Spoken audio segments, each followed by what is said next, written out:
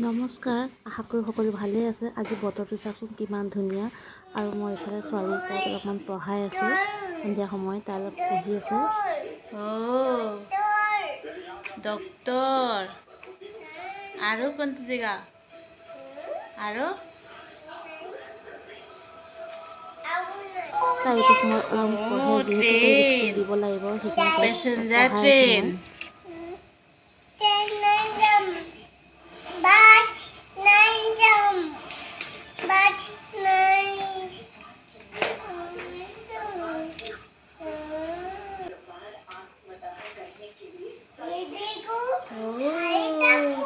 চাৰিটা পোক।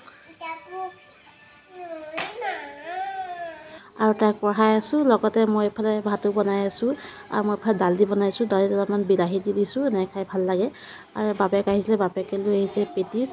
ছোৱালী অলপমান খালে, তাইক মাজে মাজে দিওঁ অলপ খাবলৈ। লগতে লৈ আহিছিলে ম'ম', আৰু তাই ম'ম' খাই ভাল পায়।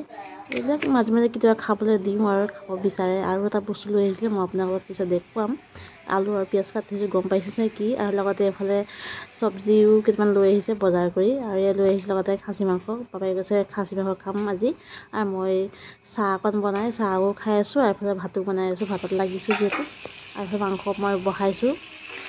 খাচী মাংস কি দি দেখুৱাম, সকলোৱে বনাব জানেই, সেইটো কাৰণে মই দেখা নাই।